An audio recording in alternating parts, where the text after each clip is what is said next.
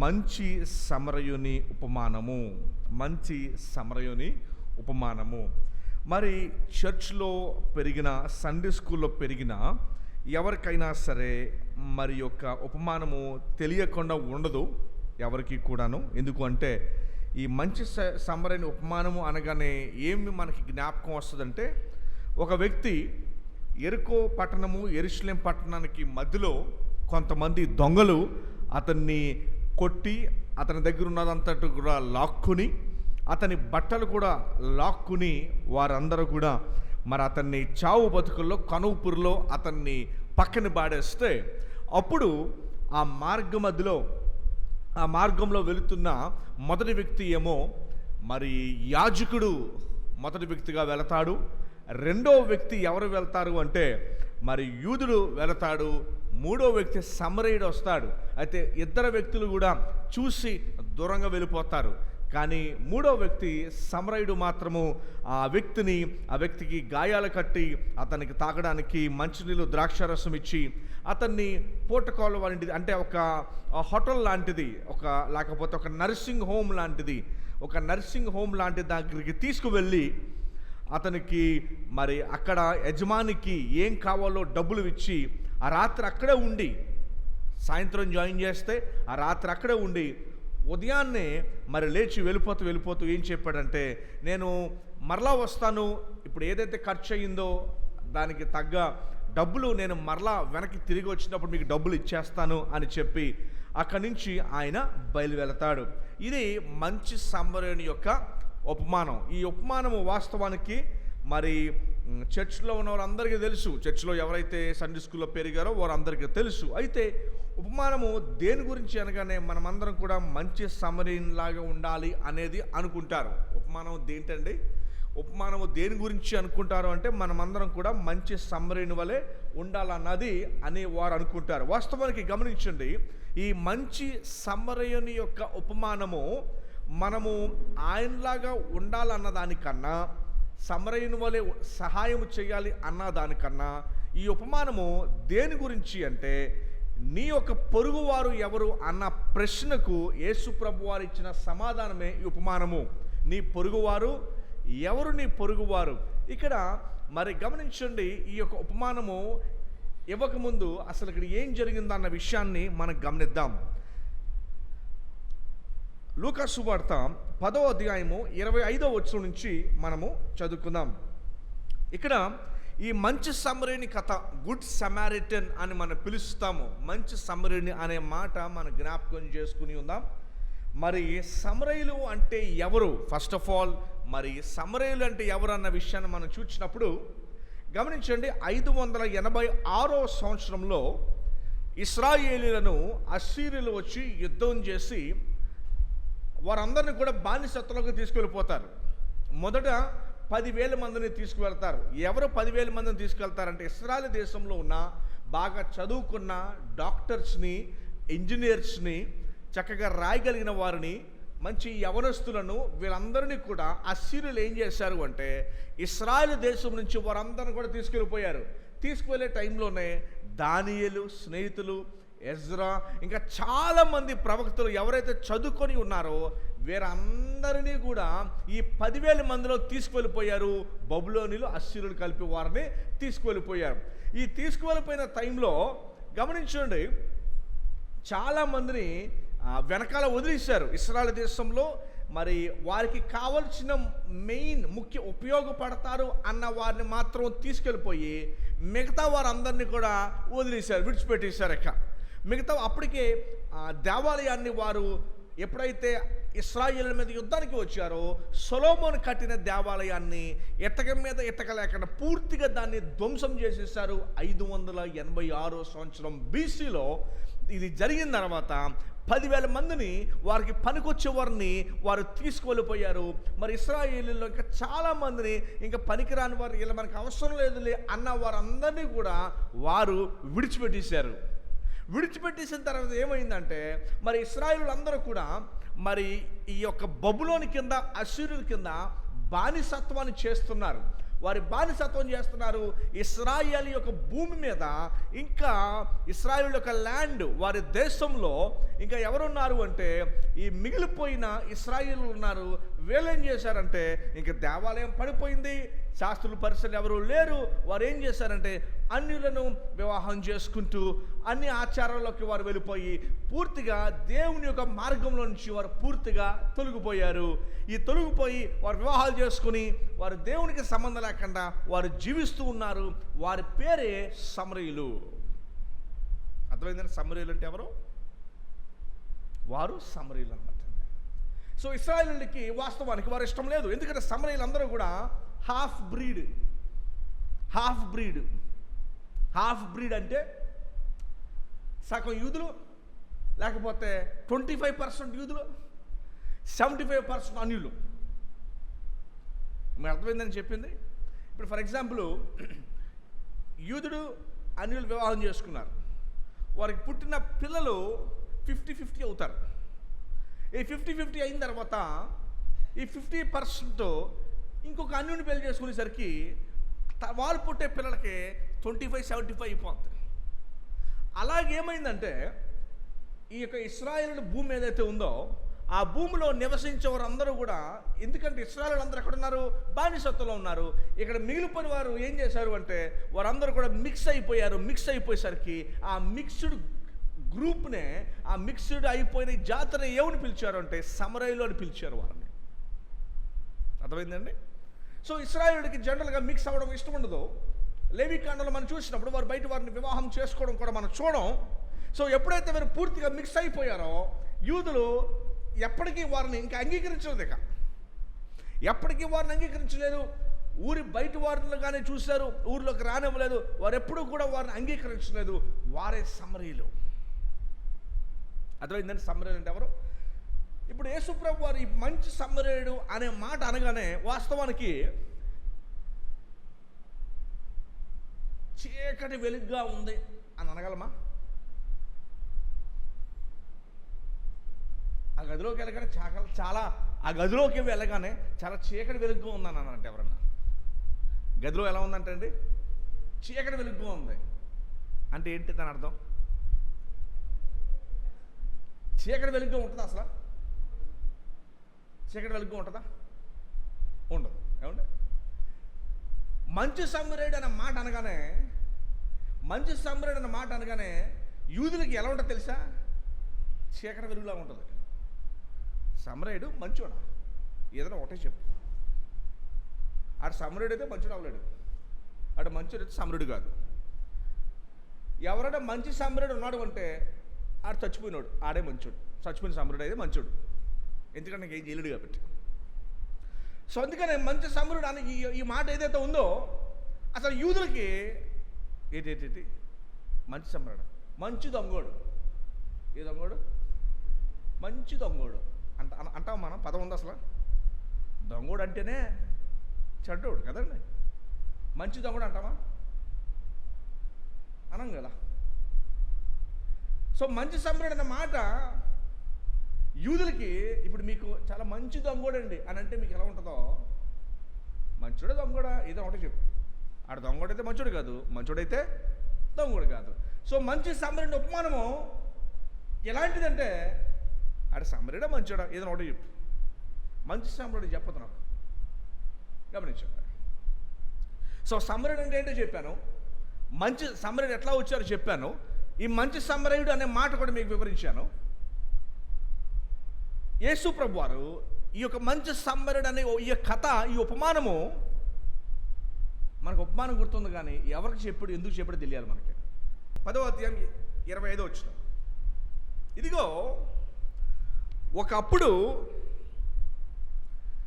ధర్మశాస్త్ర ఉపదేశకుడు లేచి యేసు ప్రభుతో మాట్లాడడం మొదలుపెట్టాడు. ఈ ధర్మశాస్త్ర ఉపదేశకుడు ఎవరంటే ఆ రోజుల్లో ఒక లాయర్ వంటి వాడు. ఆ రోజుల్లో ఎవరండి? లాయర్ వంటి వాడు. ఏ విషయంలో లాయరు అంటే, ఇప్పుడు లాయర్ అంటే చట్టం తెలియాలి, అప్పుడు లాయర్ అంటే ధర్మశాస్త్రం తెలియాలి. సో ధర్మశాస్త్రం బాగా తెలిసిన ఈ లాయరు యేసు ప్రభు దగ్గరికి వచ్చి ఒక ప్రశ్న అడిగాడు. బోధకుడా, నిత్య జీవమునకు వారసునగుటకు నేనేమి చెయ్యవలనని ఆయనను శోధించుచు అడిగెను. ఈ యొక్క లాయర్కి, ధర్మశాస్త్రాన్ని ఉపదేశించేవాడికి, ధర్మశాస్త్ర ఉపదేశకుడికి పరలోక రాజ్యానికి వెళ్ళాలంటే ఏం చేయాలో ఇప్పటిదాకా తెలీదా? తెలియక అడిగాడా అంటే ఇప్పటిదాకా తెలియదా? అందుకని అక్కడ ఏమని రాయబడిందంటే, నేనేమి చేయవలనని ఆయనను శోధించడానికి అడిగాడంట. ఎందుకు అడిగాడు? చాలాసార్లు ఆన్సర్ తెలుసు, ఏం చెప్తాడో చూద్దాం. నాకు రైట్ ఆన్సర్ తెలుసులే, కానీ ఏం చెప్తాడో చూద్దాం, తప్పు అయితే గట్టిగా పట్టుకుందాం, ఓ చెప్తున్నాడుగా అని అడిగాడు ఇతను. ఎవరు? ఈ లాయర్, ధర్మశాస్త్ర ఉపదేశకుడు. అంటే ధర్మశాస్త్రాన్ని బట్టి అతను తీర్పు తీర్చేవాడు. ప్రశ్నకు సమాధానం కోసం వెళ్ళల, సమాధానము కావలసి వెళ్ళలేదు. యేసు ప్రభుని ఆయన తప్పు పడతాడేమో అని చెప్పి అని పట్టుకోవటానికి ఈ ప్రశ్న అడిగాడు. విషయం ఏంటో తెలుసండి, యేసు ప్రభు వారు ఆయన అడిగిన ప్రశ్నకి సమాధానం చెప్పకుండా యేసు ప్రభు వారు అతన్ని తిరిగి శోధించారు. ఏమని తెలుసా? తిరిగి శోధించారు. ఏమని అంటే, ధర్మశాస్త్రం ఏమి రాయబడి ఉన్నదని నీవేమి చదువుకున్నావని అడిగాడు. యేసు ప్రభు వారు ఏమడిగారంటే, యేసు ప్రభులో తప్పు పట్టుకోవడానికి నాకు అంతా తెలుసు కనుక ఆయన తప్పు పట్టుకోవడానికి ఆయన ప్రశ్న అడిగితే యేసు ప్రభు వారు రివర్స్ అని ఏమని అడిగారు అంటే, నువ్వు ధర్మశాస్త్రం అందు ఏం రాయబడి ఉంది, మోక్షానికి నిత్యరాజ్యానికి వెళ్ళాలంటే అక్కడ ఏం రాయబడి ఉంది, నువ్వేం చదువుకున్నావు అని అడిగాడు. సో ప్రశ్నని యేసు ప్రభు వారు ప్రశ్నతోనే సమాధానం ఇచ్చినట్టుగా ఇక్కడ మనం చూస్తూ ఉన్నాం. 27వ వచనంలో, అతడు నీ దేవుడైన ప్రభువును నీ పూర్ణ హృదయముతో, నీ పూర్ణ మనసుతో, నీ పూర్ణ శక్తితోనూ, నీ వివేకముతోనూ ప్రేమింపవలనని, తర్వాత రెండవది నిన్ను వలని పొరుగు వారిని ప్రేమింపవలనని రాయబడి ఉన్నదని చెప్పెను. అందుకైనా నీవు సరిగా ఉత్తరం ఇచ్చేదివి, అలాగ చేయము, అప్పుడు జీవించదవని అతనితో చెప్పెను. ఇక్కడ మీకు ఏమైనా డౌట్ వస్తుందండి? ప్రభువారు ఏం చెప్పారు ఇక్కడ? నీవు సరిగా ఉత్తరం ఇచ్చావు, నువ్వు కరెక్ట్గా చెప్పావు, అలాగే చెయ్యి, అప్పుడు నువ్వు జీవించదవని ఆయనతో. ఇక్కడ మీకు ఖచ్చితంగా ఒక డౌట్ రావాలి. డౌట్ ఏం రావాలంటే, ధర్మశాస్త్రాన్ని పాటించడం ద్వారా రక్షణ కాదు. ఎందుకంటే ధర్మశాస్త్రాన్ని పాటించింది యేసు ప్రభు ఒక్కడే, మరి ఎవరు లేరు కనుక. మరి యేసు ప్రభు వారు ఈ సమాధానం ఎందుకు ఇచ్చారు? నువ్వు సరిగ్గానే ఉత్తరం ఇచ్చావు, వెళ్ళి అలాగే చేయి, నువ్వు జీవిస్తావు అని చెప్పాడు. వాస్తవానికి ప్రభు ఏం చెప్పాలంటే, నువ్వు ధర్మశాస్త్రాన్ని పాటించడం ద్వారా కాదు. ఎందుకంటే సొంకరి దేవాలయం ముందు నుంచుని ఏమని ప్రార్థన చేశాడు? దేవా, నేను అన్యాయస్తుల్లాగా, పాపుల్లాగా, వ్యభిచారులాగా, ఇతరుల యూదుల్లాగా, ఈ ఇతర సొంకరులాగా నేను లేను. నేను 2 సార్లు ఉపవాసం ఉంటూ నీ భాగాన్ని ఇస్తూ నేను ఉన్నాను అని చెబితే ప్రభు ఏం చెప్పారు అంటే, ఇంకొక వ్యక్తి ఏమో ఆకాశం వైపు కనులెత్తి చూడడానికి కూడా నాకు అర్హత లేదు అన్న వ్యక్తి పాపములు క్షమించబడి నిత్య జీవానికి వెళ్ళినట్టుగా చూస్తూ ఉన్నాము. సో యేసు ప్రభు వారు అక్కడ క్లియర్గా ఆ పాటించిన వ్యక్తిని, ఎవరు? ఆ పరిసయ్యుడు ఎవరైతే దేవాలయం ముందు నుంచుని నేను పాటించాను అని ఏదైతే చెప్పాడో ఆ వ్యక్తి ఏమో పాప క్షమాపణ నొందలేదు అని ప్రభు చెప్పి, ఇక్కడ ఉపమానం వచ్చేసరికి, ఇదిగో ధర్మశాస్త్రాన్ని పాటించడం ద్వారా నువ్వు చెప్పింది కరెక్టే, ఇలా నువ్వు చెయ్యి, నువ్వు జీవించదవు, చేయటం ద్వారా కాదు కదా రక్షణ, నువ్వు చెయ్యి, నువ్వు జీవించదవు అని ప్రభు ఎందుకు ఈ వ్యక్తికి ఇలా సమాధానం చెప్పారు? నువ్వు వెళ్ళి ధర్మశాస్త్రాన్ని పాటించు అని ప్రభు ఎందుకు ఈ వ్యక్తికి ఇలా సమాధానం ఇచ్చి పంపించారు? ఆ డౌట్ రావాలి ఈ చదవగానే. ఎందుకు చెప్పినట్టు అలాగా? అక్కడ పరిసయ్యుడి విషయంలో ఏమో అతను పాపములు క్షమించబడలేదు. ఎందుకు అంటే అతను చేసిందంతే అతను చెప్పుకున్నాడు. ఇక్కడ ప్రభు ఏం చెప్పారంటే, అలా వెళ్ళి నువ్వు అలానే చెయ్యి, నువ్వు జీవిస్తావు అని ఎందుకు చెప్పాల్సి వచ్చింది ప్రభు? Very simple. అతను అలా చేయలేడు, అతను అట్లా చేయలేడు. బైబిల్ వచనాలు, వేరే బైబిల్ వచనాలు వెలుగులో మనం ఎప్పుడు కూడా చూసుకుంటూ ఉన్నప్పుడు దీని ఆన్సర్ మనకి సులభంగా దొరుకుతుంది. యేసుప్రభు చెప్తున్న మాట ఏంటంటే, నువ్వు అలాగ చెయ్యి, అలాగ చేయలేవు. ఎందుకంటే అసలు ధర్మశాస్త్రం యొక్క ఉద్దేశము మనం పాటిస్తే నీతిమంతులు అవడానికి కాదు. ఏ నరుడు పాటించలేడు, అదే సమస్య. సమస్య ఏంటంటే ఏ నరుడు పాటించలేడు, అదే ప్రాబ్లం. ఆ నరుడు పాటించలేడు గనుకనే ధర్మశాస్త్రము యేసుప్రభు వైపు చూపిస్తూ ఆయన మీద ఆధారపడమని చెప్తుంది. యేసుప్రభు యొక్క శిలువ యాగం బట్టి మాత్రమే కాదు మనకి రక్షణ, యేసుప్రభు వారు జీవించడాన్ని బట్టి కూడా మనకి రక్షణ. ఆయన మన మీద ఉన్న పాప భారాన్ని, దేవునికి ఉగ్రతను ఆయన అనుభవించాడు. కానీ మనకి ఎట్లాగా నీతి పరిశుద్ధత వస్తుంది అంటే, యేసుప్రభు వారు జీవించి 613 పూర్తి దేవుని ధర్మశాస్త్రాన్ని జీవించి మనకి ఆపాదించాడు.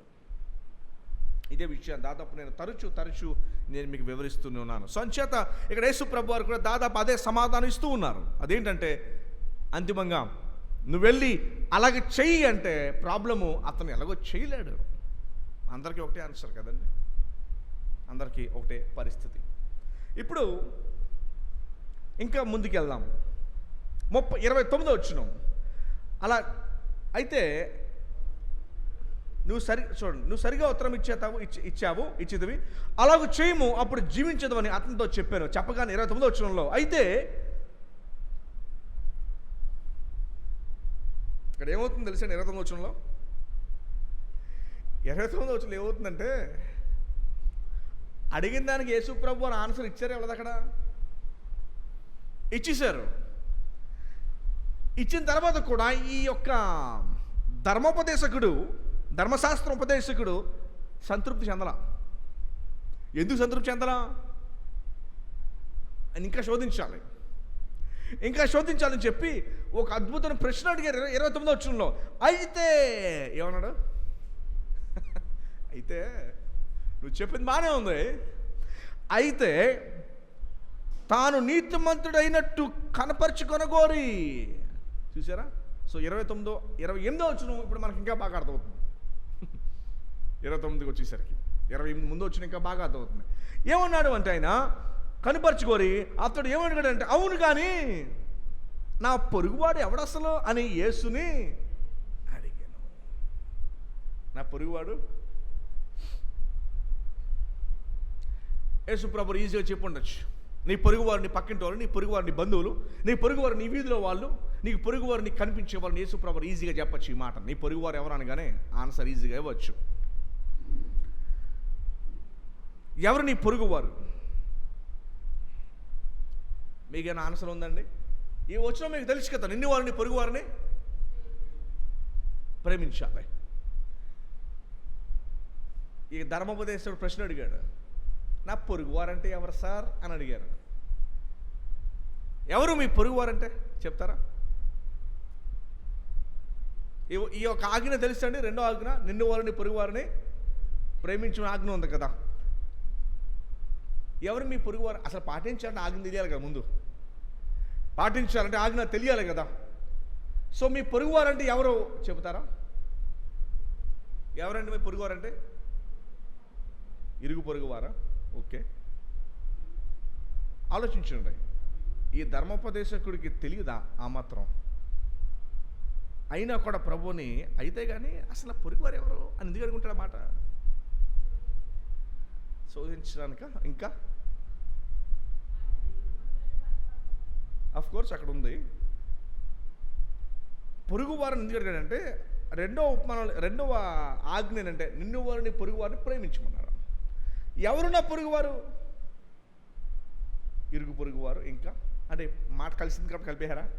ఇరుగు పొరుగు ఇంకే దానికైనా వివరణ ఉంటుంది అంటారు లోతుగా. గమనించండి, ఇతను ఎవరు? లాయర్. ఇతను ఎవరు? ధర్మోపదేశకుడు ఎవరండి? Intelligent person. ప్రభు దగ్గరికి వచ్చి వాళ్ళు అడుగుతున్నారంటే it's not simple ordinary person ఏం కాదు అతను. నీ పొరుగు వారు ఎవరు అనే విషయాన్ని ప్రభు వారి ఉపమానం చెప్పింది దేనికోసం అంటే ఈ ప్రశ్నకి ఆన్సర్ అయ్యి ఉపమానం. ఏంటో ప్రశ్న? నీ పొరుగు వారు ఎవడని యేసుని అడిగాను, అందుకు యేసు ఇట్లా నేను ఉపమానం చెప్పాను. సో ఇప్పుడు మనం చూడబోయేది ఏంటంటే పొరుగువారు ఎవరు అన్న విషయాన్ని ఈరోజు మనం చూడడానికి ప్రయత్నిద్దాం. చూడండి, ఇందాక మీకు జ్ఞాపకం చేశాను సమరయుల గురించి.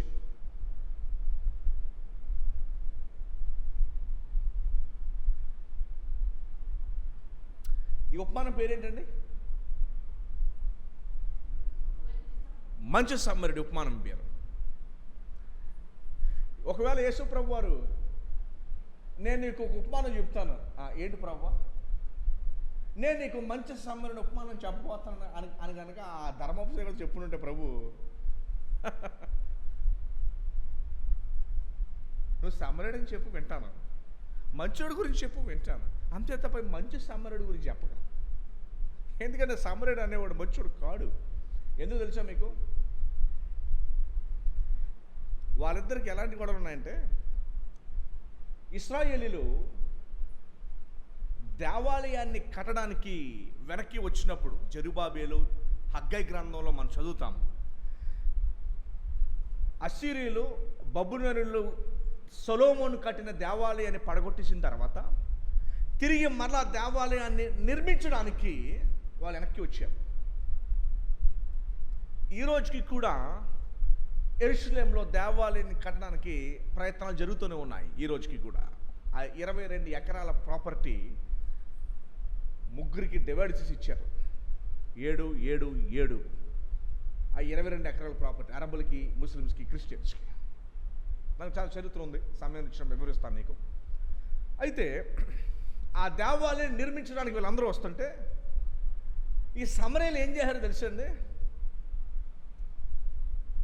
యూదులకి పందులంటే అవి వారికి నిషేధించబడిన జంతువు.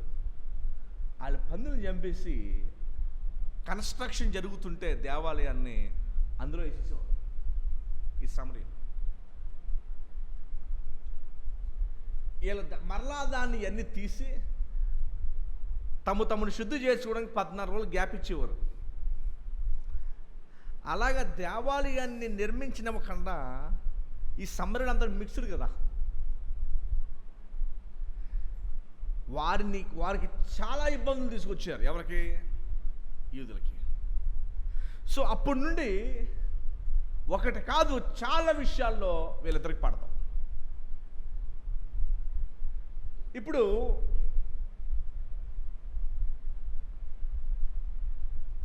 ఇదేమో యెరికో పట్టణం, ఇదేమో యెరూషలేం. మధ్యలో సమరయ ప్రాంతం ఉంది. ఓకేనండి. యెరికో అనగానే పాత నిబంధన గ్రంథంలో యెహోషువ టైంలో గోడలతో ఉన్న యెరికో అనుకోవద్దు. అది జరిగే దాదాపు 1350 సంవత్సరాలు గడిచిపోయింది. సో ఇప్పుడు పూర్తిగా మనం వేరే యెరికో పట్టణంలో నివసిస్తున్నాం ఇప్పుడు. ఏమండి? యేసు ప్రభు కాలం.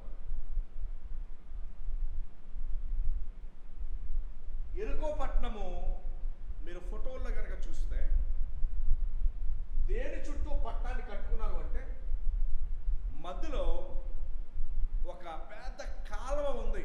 కాలువ చుట్టూ. ఓకేనండి.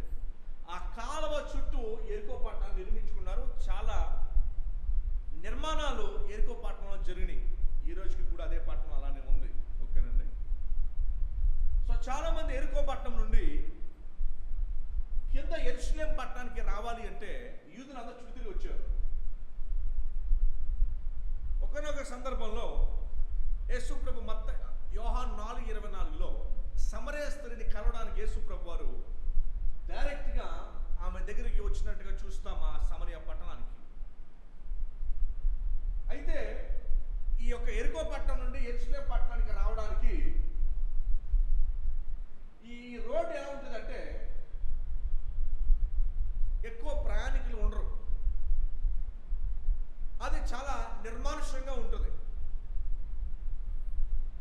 చాలామంది బందిపోటు దొంగలు రాళ్ళ దగ్గర కాసుకుని ఉంటారు. వ్యాపారస్తుల కోసము, లేకపోతే ఎవరైనా ఒంటరిగా వెళ్ళేవారు ఎవరైనా ఉంటే వారిని పట్టుకొని కొట్టి వారి దగ్గర ఉన్నది లాక్కుని వెళ్ళిపోవడం అనేది ఆ రోజుల్లో సహజంగా జరిగేది. అయితే ఈ యొక్క వ్యక్తి యూదుడై ఉన్నాడు. ఎరుకో పట్టణం యెరూషలేము వస్తుండగా ఇక్కడ అతను పట్టుకొని కొట్టి అతని దాదాపు కనుపురితో అక్కడ పాడేశారు. కనుపురితో పాడేసరికి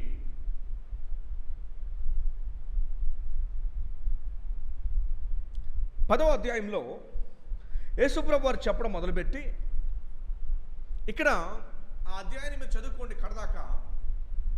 ఫస్ట్ ఒక యాజకుడు, మనం చూస్తున్నారా, ఇక్కడ నుంచి యాజకుడు యెరికో పట్టణం నుంచి యాజకుడు యెరూషలేముకి వస్తున్నాడు.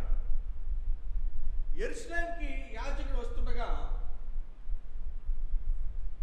ఈ యాజకుడు దారి పక్కన రక్త మడిలో పడున్న ఆ వ్యక్తిని చూశాడు. ఇది రోడ్డు. ఆ రోడ్డు ఇలా ఉండగా ఆ వ్యక్తి అలా చూసేసరికి ఆ వ్యక్తి ఏమో రక్త మడగలో పడి ఉన్నాడు. రక్తం మడిలో పడి ఉండేసరికి మీరు అక్కడ వచ్చినాడు కనుక క్లియర్గా ఈ వచ్చిన చదువుతాను చూడండి. 31వ వచనం. అప్పుడు ఒక యాజకుడు ఆ త్రోవను వెళ్ళుట తటస్థించెను. అతడు అతన్ని చూచి పక్కగా పోయెను. నా వైపు చూడండి. యాజకుడు యూదుడు ఇద్దరు కూడా నడుచుకుని వెళ్తున్నారు. ఇప్పుడు లాగా 30 ఫీట్ రోడ్లు ఏమి లేవు, చిన్న రోడ్డే. మా అయితే 2 గుర్రాల రథం వెళ్ళడానికి మాత్రం అది ప్లేస్ ఉంటుంటుంది ఆ రోడ్డు. ఆ రోడ్డు మీద వెళ్తుండగా అక్కడ పడిపోయి ఉన్నాడు ఆయన. వారిని చూచి బహుశా చనిపోయి ఉన్నాడు అని అనుకున్నారు. చూచి వారు ఇలా వెళ్తున్న వారు ఈ పక్క నుంచి ఇలా వెళ్ళిపోయారు. యాజకుడు వెళ్ళిపోయాడు, దాంతోపాటు యూదుడు కూడా వెళ్ళిపోయాడు. వీళ్ళిద్దరు వెళ్ళిపోవడానికి చాలా కారణాలు కూడా ఉన్నాయండి. వీళ్ళిద్దరు వెళ్ళిపోవడానికి గల కారణాలు ఏంటంటే,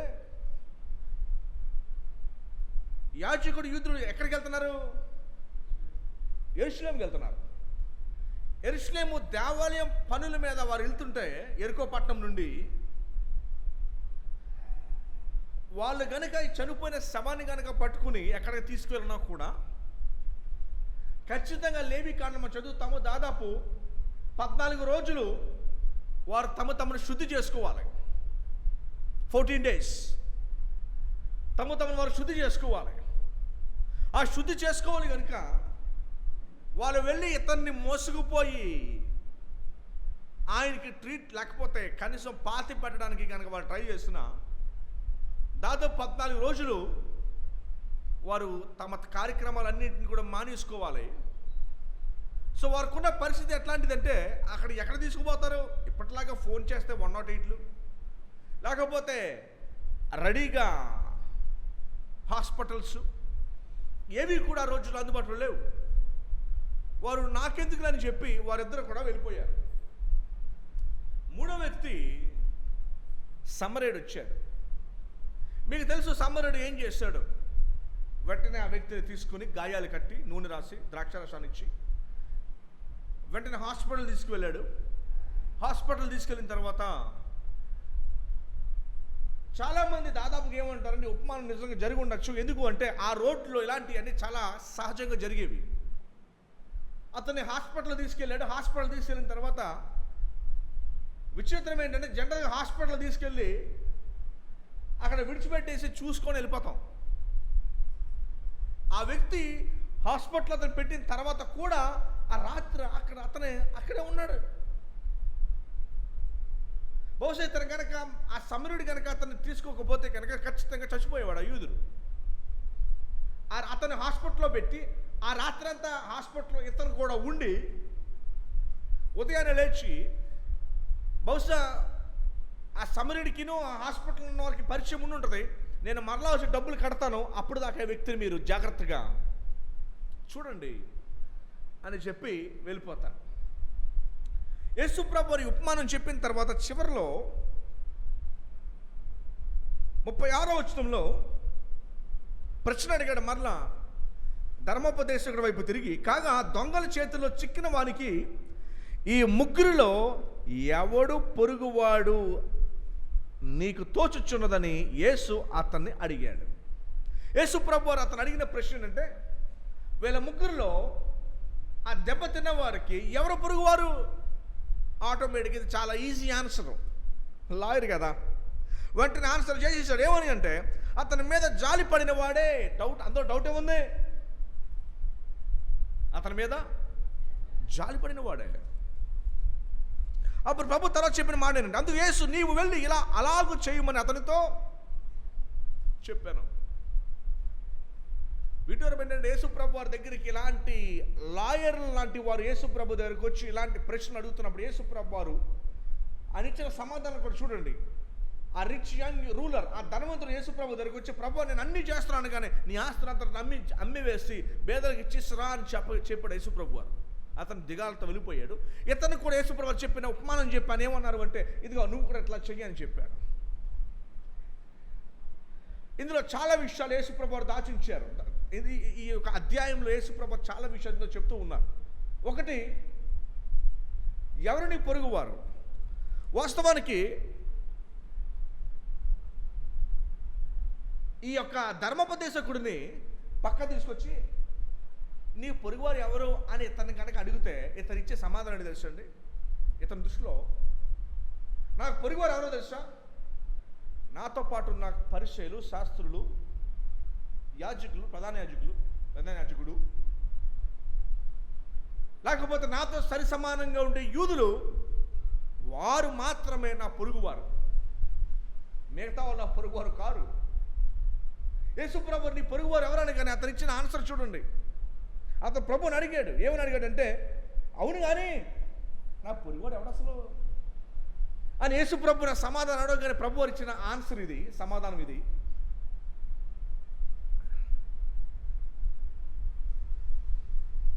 ప్రభు వారు తర్వాత చెప్పిన మాట ఏంటంటే, నీ చుట్టుపక్కల ఉన్న ప్రతి ఒక్కరు నీ పొరుగువారే. నీ పక్కన ఉన్న ప్రతి ఒక్కరూ నీ పొరుగువారే. మీరు ఎక్కడికి వెళ్ళినా, ఎక్కడ నివసిస్తున్నా, ఎక్కడున్నా నీ చుట్టుపక్కల ప్రతి ఒక్కరూ నీ పొరుగువారే. అది క్రీస్తులో వారిని సహోదరులు కాకపోవచ్చు, ఎందుకంటే పరలోక రాజ్యము నీ సహోదరులతో నువ్వు వెళ్తావు, అనగా క్రీస్తులు ఉన్న వారితో. కానీ నీ పొరుగువారు ఎవరు అంటే, నీ చుట్టుపక్కల ఉన్న ప్రతి ఒక్కరు కూడా నీ పొరుగువారే. అర్థమైందండి? ఎందుకంటే ఈ యొక్క ధర్మోపదేశకుడు లిమిట్ చేసేసుకున్నాడు. నా పొరుగువారు అంటే ఎవరంటే, నాతో పాటు ఉన్నవారు మాత్రమే, శాస్త్రులు, పరిచయులు, లేకపోతే నాతో పాటు ఉన్న సహయూదులు, వీళ్ళ మాత్రమే నా పొరుగువారు అని ఇతను అనుకున్నాడు. యేసు ప్రభువారు దాన్ని ఏం చేశాడంటే, ఒక్కసారి డోర్ ఓపెన్ చేసి, లేదు నీ పొరుగువారు ఎవరో తెలుసా? ప్రపంచంలో ఉన్న ప్రతి ఒక్కరూ నీ